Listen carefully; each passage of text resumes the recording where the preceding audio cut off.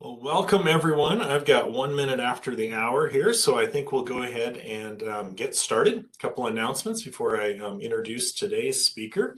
First of all, I just want to thank our sponsors, the Small Business Development Network, Montana Department of Commerce, the Small Business Administration, Montana State University Extension, Montana Economic Development Association, Grow Great Falls Economic Development, and also the University of Montana all provide some support to this program so we can bring it to you at no cost.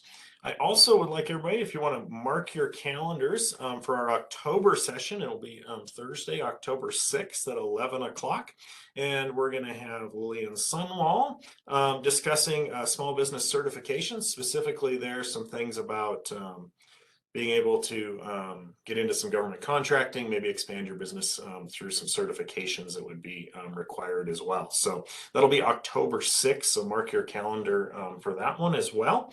And then in November, we'll be on November 3rd, will be our webinar for November, and we're probably going to have a topic there that's going to focus a little bit on TikTok and how that might engage with your business. So watch for a more specific title and description for November, but mark your calendars for those two upcoming sessions. Now for today, I encourage you to send in questions via the chat window at any time today. And when we get to a natural pause with the speaker, we'll go ahead and ask those questions along the way. And then at the end, you're also welcome to submit questions via chat as well, but we'll also, if you'd like to unmute and verbally ask the question at the end of the presentation, we'd be happy to take questions that way. So please do send questions in. Makes it more engaging when we hear from you along the way about things that might need clarified, expansion, specifics, things like that that you want. So please do engage with us via the chat window or asking questions at the end of the presentation today. With that, I'm going to introduce our speaker here. I'm excited to have Robert Farmer with us. He is the Senior Vice President of People Solutions with Clearwater Credit Union. Robert has a background in economics, which since I work in an economics department, I thought that was great. I always like to have a fellow economist on today. He also has an MBA with an emphasis in HR management. So with that, I am going to turn it over to you, Robert. Awesome. Thank you so much, Joel. Hi, everyone. I hope you're having a great first day of September.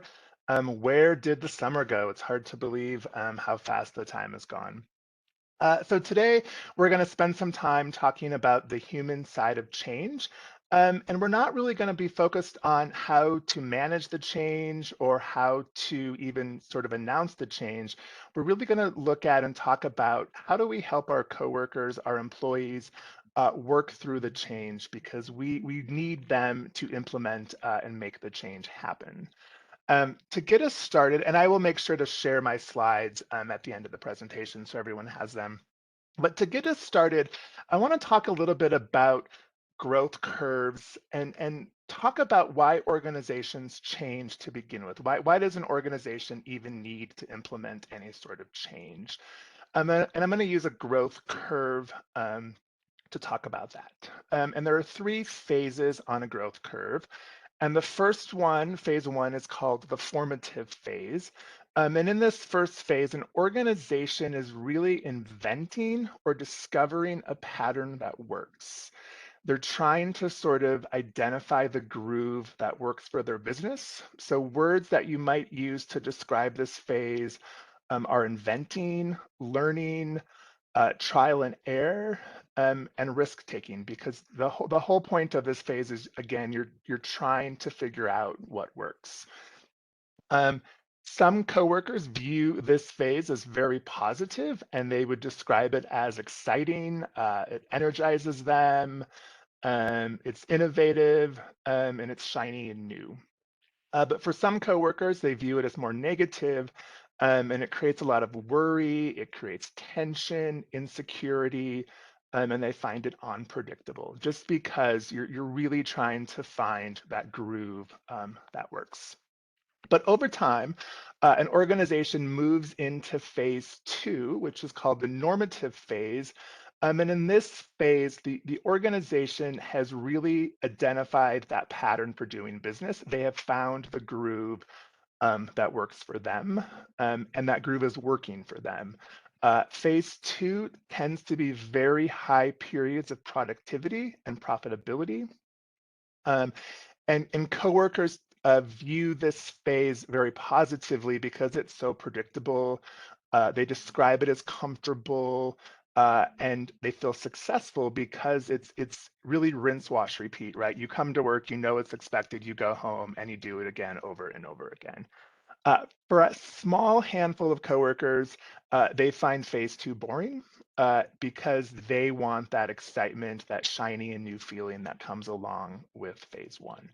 And those small handful of coworkers tend to always look for organizations that live in phase one, right? They're the ones who are always looking for new places to be creative and try new things because they like that risk. But most coworkers prefer phase two. And that is just because it's predictable and you know what to expect. But over time, as most of you probably know, the pattern for success no longer works, right? And that's when we move to phase three, which is the integrative phase. And this is where business as usual just no longer works. Something needs to change in order for the business to continue to be successful. An example that comes to mind of a business that didn't change would be like Blockbuster, right? They never really got on the streaming bandwagon and their business eventually declined. Another way to look at phase three is to think of it as the start of a new growth curve, right? You're back to that trial and error, and you're back to figuring out what's going to work for the company. Again, some people find this very creative because it's shiny and new again. But for most of us, we get a little stressed out because it requires change. We're taking the groove that worked and we now have to build or create a new groove. In today's world, we are essentially living in a world what you could describe as whitewater change. It's essentially one growth curve on top of another. And at sometimes coworkers are experiencing multiple growth curves because so much is changing. And those growth curves on top of growth curves create this model that looks like whitewater rapids, right? So for me, it kind of gives a visual of what it's like for coworkers to navigate these waves as they try to get on board and make the change happen.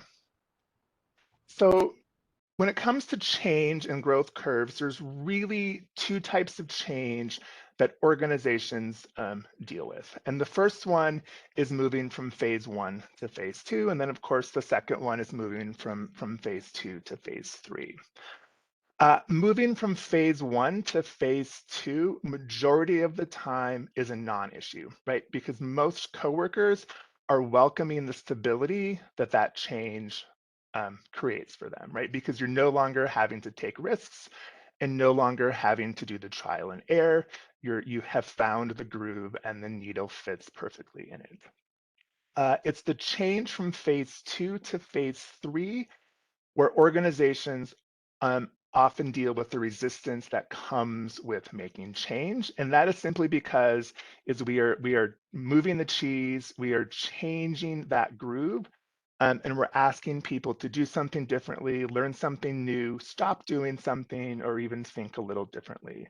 So within organizations, the change that we often deal with is moving from phase two, that normative, to the integrative phase.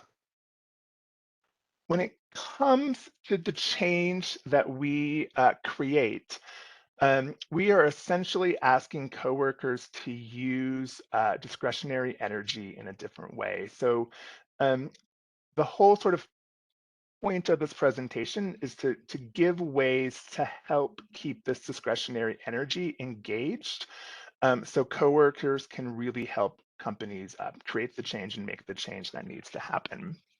So discretionary energy is the amount of energy an employee uses over and above the minimum needed to keep their job. It refers to the various forms of initiative, responsibility, interest, motivation, creativity, and dedication that people control in themselves. So it's that extra energy you need to go above and beyond, or that extra energy you need to work through something new. And when we implement change in an organization, we need to make sure that we focus on that energy.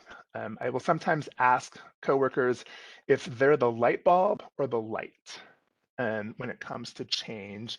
And the answer to that question is they're the light, right? So organizations need to remember that we need to try to keep that light on, because if we focus too much on the light bulb or the structure of the change, the light's going to go out, and then we don't have that energy that we need to make the change happen. So really, this is all about how do we keep coworker energy engaged as we work through the change. I want to share a model that will describe for folks what we all go through when we experience a change. And this model really applies to all of us, no matter what your background is, no matter what your job is. We all experience this model, and it applies in our personal lives as well. And there are five parts to this model, and I will introduce them and then kind of dig into each one a little bit more. So the first phase of the model, number one, is called a plateau. Number two is a trigger. Number three is called the in-between times. Number four is taking stock. And then number five is going forward.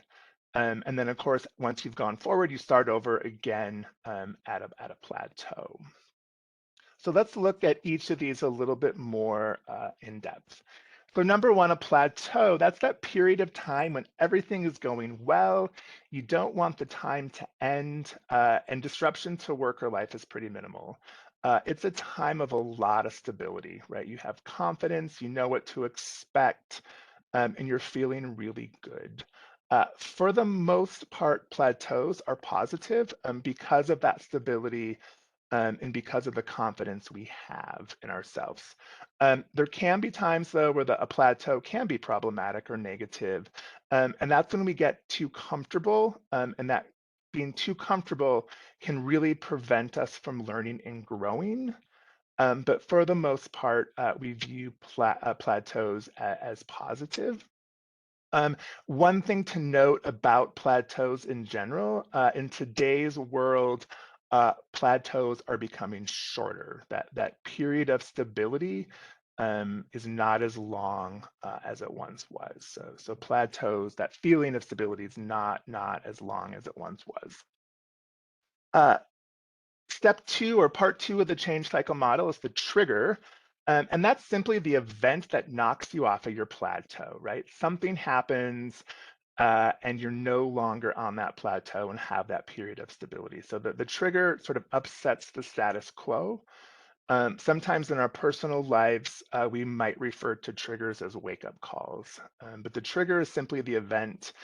And triggers, for the most part, are neutral, right? The event is neutral, but based on our perception of the event, we will view the trigger as negative or positive. So an example of a positive trigger might be I move to an office that has more coworkers, and I'm going to have more human interaction around me. An example of a negative trigger might be I'm moving to an office that no longer has a window, and I view that event as negative because my perception is windows are good. But the thing to remember about triggers is that they're simply the event that happens that knocks us off of the plateau. The third step in the change cycle model are called in-between times. And this is the period really of between plateaus where you have more questions than answers. So you've had this trigger and now you're just sort of stuck between plateaus.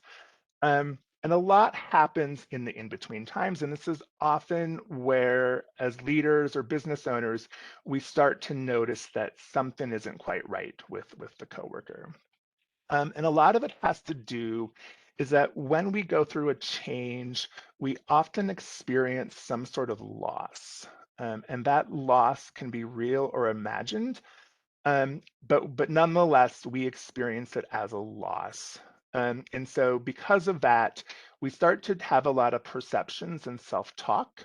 And those perceptions and self-talk impact our behavior. And then we just sort of get stuck in this loop of really negative self-talk that continues to influence the perception and behavior that we have. Um, so the in-between times, it's a lot of living amongst a lot of questions and uncertainty, and you're really trying to do some self-preservation. But as leaders, again, this is the phase where you're going to notice something isn't right, and you're more than likely going to notice a change in behavior from the coworker. Step 4 is taking stock, and this is just taking a look at what you're experiencing and feeling. You're thinking through the change and what you need to move forward. So it's really taking a look at what happened, acknowledging the trigger that, yes, this event happened to me, acknowledging how you're feeling, and starting to make choices to manage yourself during the change, right? How do I take control of the situation to find an outcome that's going to work for everyone and myself? And then lastly, going forward is starting to put those decisions into practice, right? So making conscious decisions about how to move forward, taking the steps to address how you're feeling, and holding yourself accountable for your actions and behaviors. This phase is really about how do I find the silver lining that change often brings at the end? So how do I find an acceptable or an ideal outcome to the change that I'm experiencing? This might be a good spot for any questions, if there are any so far.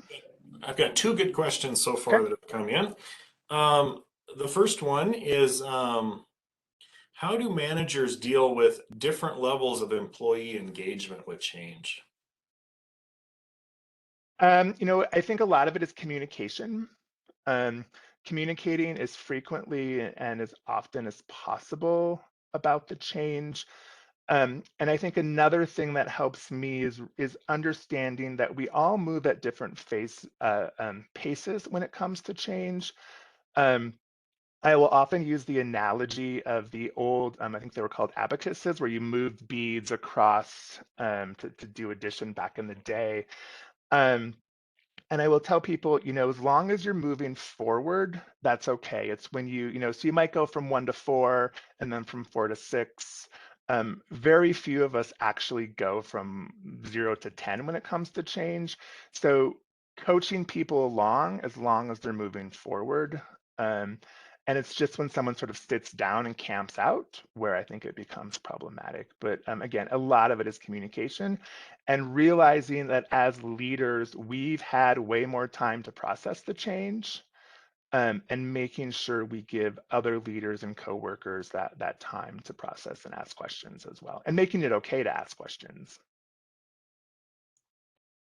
Right, thank you. And the second one, which is probably somewhat related here to the first, are these plateaus that you were referring to only experienced by an individual worker, or is it something that an entire team or a business at large can experience?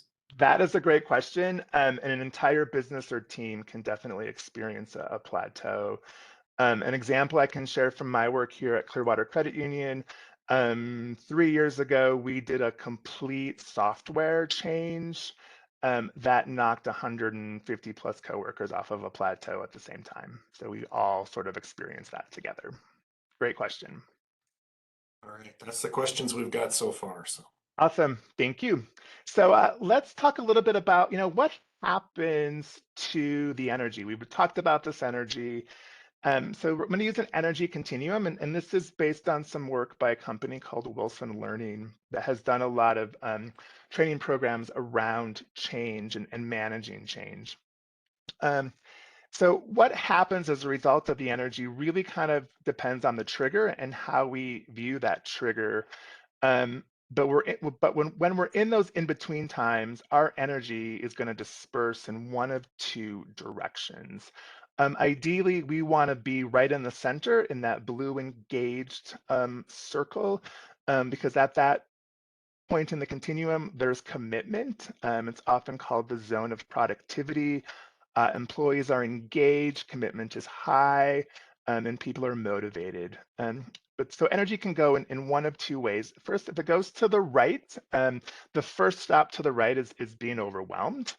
And people often describe that as being tired and worn, too much to do and no time to do it, no sense of priority, and a lost sense of purpose.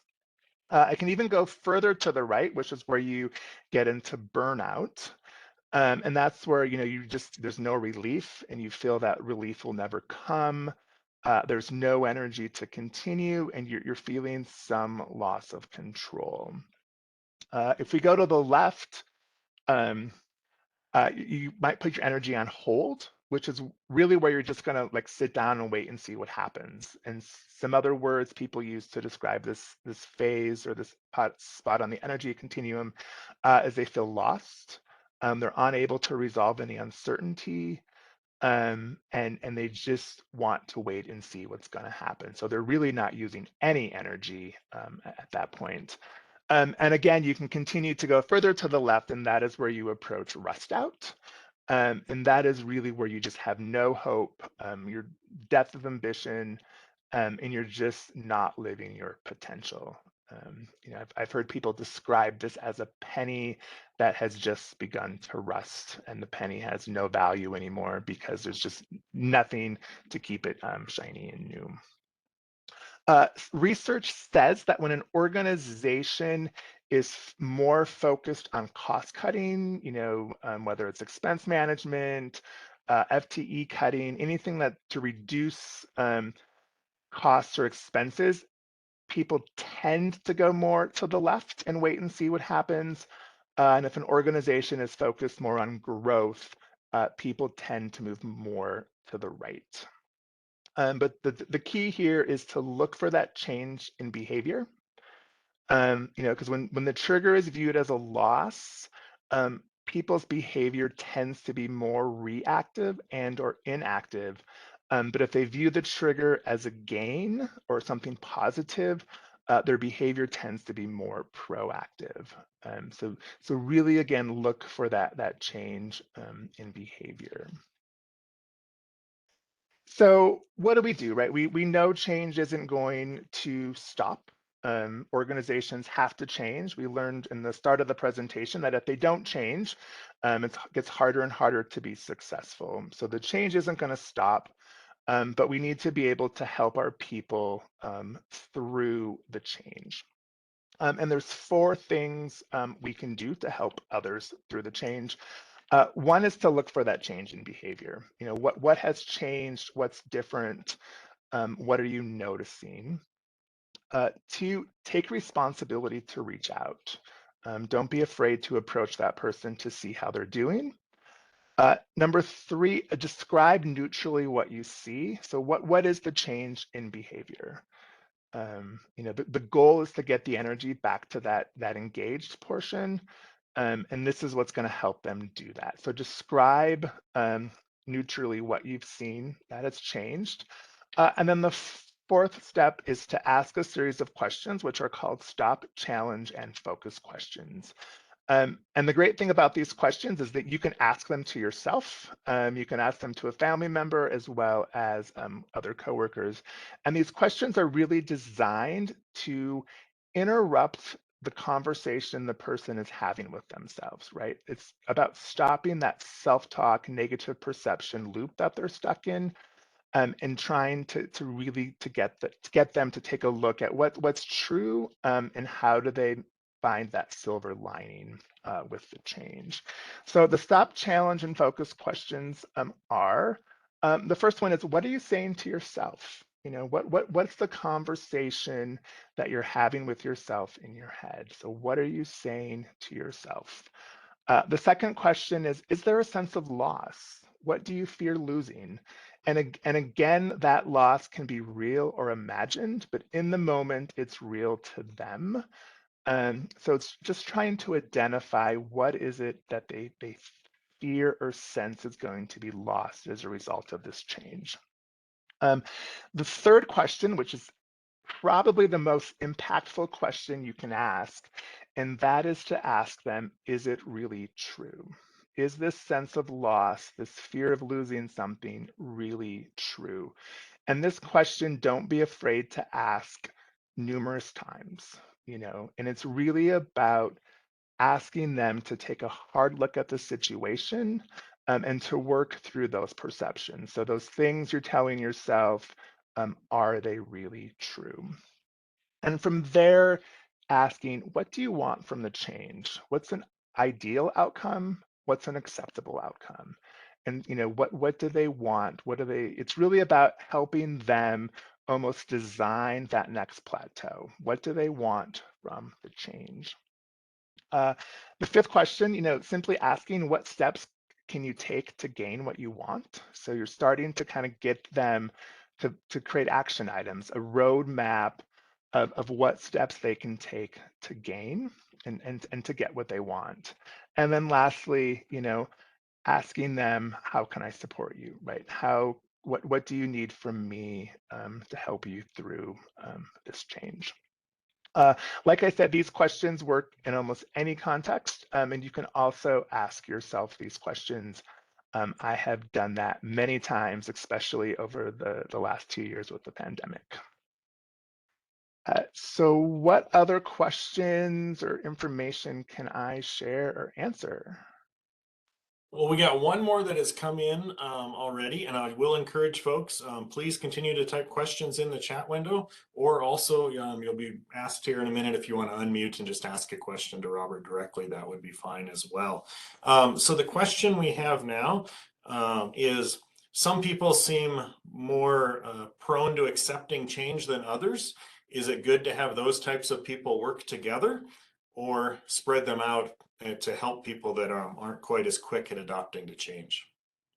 That's a great question. I think some of that's going to be situational. Um, I think there could be a benefit in having some positive voices intermixed with other team members to help spread the benefits of the change. I would definitely say you probably wouldn't want to put all your more negative people together, because I think that's going to create a big challenge. Um, and I would also make sure that the people who are positive would be comfortable sort of being those cheerleaders for you. Great question. All right. Are there other questions?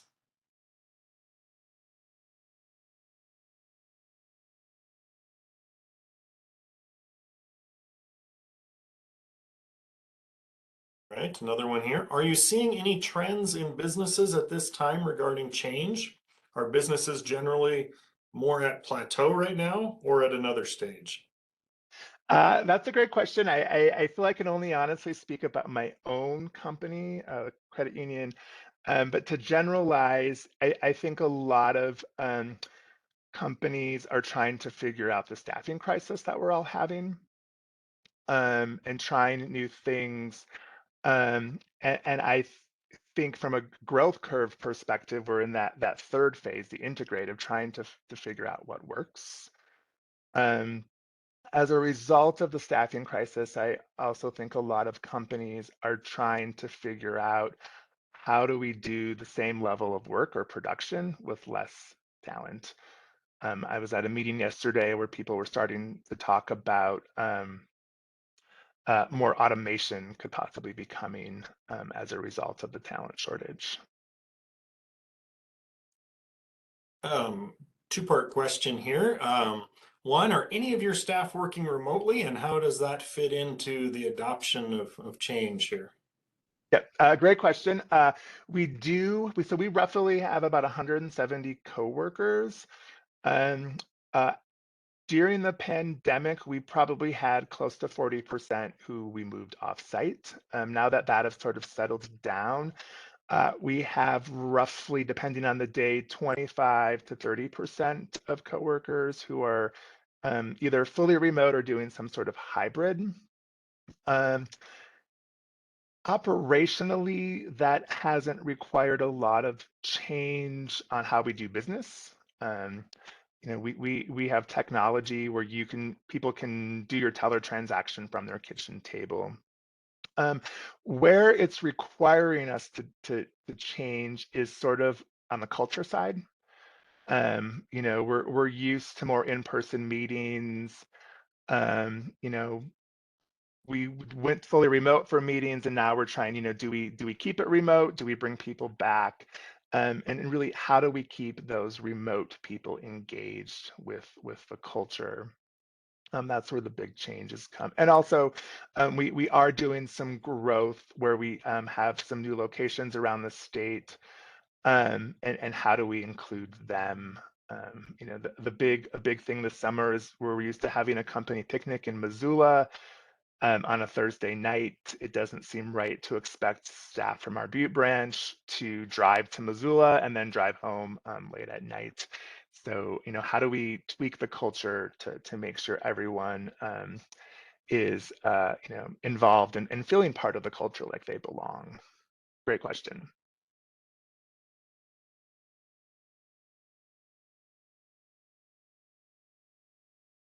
I think you might be on mute, Joel. You would think I would know how to run this by now. So the question was, is there a recording of this? Yes, we're recording. It'll be posted on the same website that you logged in from today. That's also where we'll post a copy of the slides from today as well. Any other questions or comments for Robert?